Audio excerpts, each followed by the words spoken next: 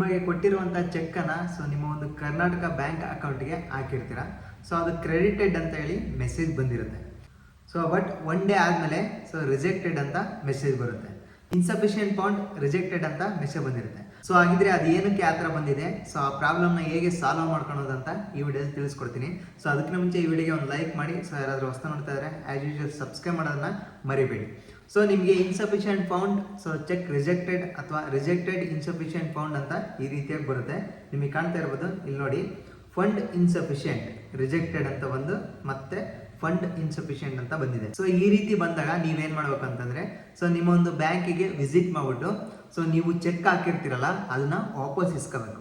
Rejected fund insufficient ಅಂತ ಏನಕ್ಕೆ ಬಂದಿದೆ ಅಂದ್ರೆ, ಸೊ ನೀವು ಹಾಕಿರುವಂತಹ ಅಂದ್ರೆ ನೀವು ಯಾರ ಹತ್ರ ಚೆಕ್ ಇಸ್ಕೊಂಡ್ಬಂದಿರ್ತೀರಲ್ವ, ಸೊ ನಿಮ್ಮ ಒಂದು ಅಕೌಂಟ್ ಹಾಕೋಣಕ್ಕೆ ಸೊ ಆ ಚೆಕ್ಕನ್ನು ಇಸ್ಕೊಂಡ್ಬಂದು ಕ್ರಿಯೇಟ್ ಮಾಡಿರ್ತೀರಾ. ಸೊ ಅವರ ಖಾತೆಯಲ್ಲಿ ಅಮೌಂಟು ಇರಲ್ಲ. ಅಂದರೆ ನೀವು ನಿಮಗೆ ಕೊಟ್ಟಿರುವಂತಹ ಚೆಕ್ಕಲ್ಲಿ ಅಮೌಂಟ್ ಇರುತ್ತಲ್ವ, 30,000 ಆಗಿರ್ಬೋದು ಅಥವಾ 12,000 ಆಗಿರ್ಬೋದು, 1,00,000 ಆಗಿರ್ಬೋದು, ಎಷ್ಟೇ ಆಗಿರ್ಬೋದು.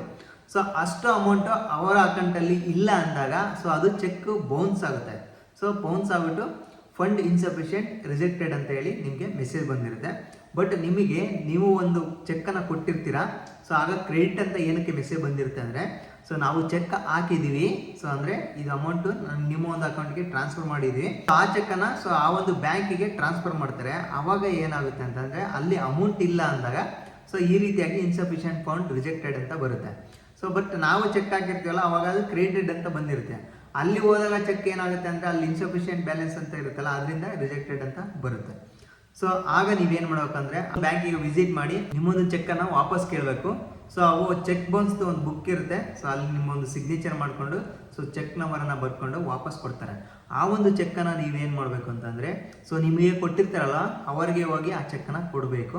ನೋಡಿ ಇನ್ಸಫಿಷಿಯೆಂಟ್ ಫಂಡ್ ಇದೆ ಅಂದರೆ ನಿಮ್ಮ ಒಂದು ಅಕೌಂಟಲ್ಲಿ ದುಡ್ಡಿಲ್ಲ, ಅದರಿಂದ ಚೆಕ್ ಬೌನ್ಸ್ ಆಗಿದೆ ಅಥವಾ ರಿಜೆಕ್ಟ್ ಆಗಿದೆ, ನನ್ನ ಒಂದು ಖಾತೆಗೆ ಅಮೌಂಟ್ ಬಂದಿಲ್ಲ ಅಂತ ಹೇಳಿ ಅಥವಾ ಚೆಕ್ಕನ್ನು ತೋರಿಸಿ ಅವರಿಗೆ ಹೇಳಬೇಕು. ಸೊ ಅವಾಗ ಅವರು ಆ ಒಂದು ಚೆಕ್ಕನ್ನು ಟಿಯರ್ ಮಾಡಿಬಿಟ್ಟು ಸೊ ನಿಮಗೆ ಬೇರೆ ಒಂದು ಚೆಕ್ಕನ್ನು ಕೊಡ್ತಾರೆ ಅಥವಾ ಬೇರೆ ಬ್ಯಾಂಕಿನ ಚೆಕ್ಕನ್ನು ಕೊಡ್ತಾರೆ. ಅಂದರೆ ಅವರು ಯಾವ ಖಾತೆಗೆ ಹಣನ ಜಾಸ್ತಿ ಹೊಂದಿರ್ತಾರೋ, ನಿಮಗೆ ಕೊಡೋವಷ್ಟು ಹೊಂದಿರ್ತಾರೋ ಅವರ ಒಂದು ಬ್ಯಾಂಕನ್ನು ಚೆಕ್ಕನ್ನು ಕೊಡ್ತಾರೆ. ಇಲ್ಲಾಂದರೆ ಫೋನ್ಪೇ ಮುಖಾಂತರ ನಿಮಗೆ ಟ್ರಾನ್ಸ್ಫರ್ ಮಾಡ್ತಾರೆ, ಇಲ್ಲಾಂದರೆ ಕ್ಯಾಶ್ ಮುಖಾಂತರ ನಿಮಗೆ ಕೊಡ್ತಾರೆ. ಈ ರೀತಿಯಾಗಿ ಚೆಕ್ ಬೌನ್ಸ್ ಅಥವಾ ಇನ್ಸಫಿಷಿಯೆಂಟ್ ಫಂಡ್ ಇಲ್ಲಿ ಕಾಣ್ತಾ ಇರ್ಬೋದು, ರಿಜೆಕ್ಟೆಡ್ ಫಂಡ್ ಇನ್ಸಫಿಷಿಯೆಂಟ್, ನಾನು ಹೇಳುವ ರೀತಿಯಲ್ಲಿ ನೀವು ಸಾಲ್ವ್ ಮಾಡ್ಕೋಬೇಕಾಗುತ್ತೆ. ಈ ಒಂದು ಇನ್ಫಾರ್ಮೇಷನ್ ನಿಮಗೆ ಹೆಲ್ಪ್ಫುಲ್ ಆಗಿದೆ ಅಂತ ಅನ್ಕೊಂತೀನಿ. ಸೊ ಹೆಲ್ಪ್ಫುಲ್ ಆಗಿದ್ರೆ ಒಂದು ಲೈಕ್ ಮಾಡಿ. ಸೊ ಯಾರಾದರೂ ಹೊಸ ನೋಡ್ತಾ ಇದ್ದಾರೆ ಆ್ಯಸ್ ಯೂಶುವಲ್ ಸಬ್ಸ್ಕ್ರೈಬ್ ಮಾಡೋದನ್ನು ಮರಿಬೇಡಿ.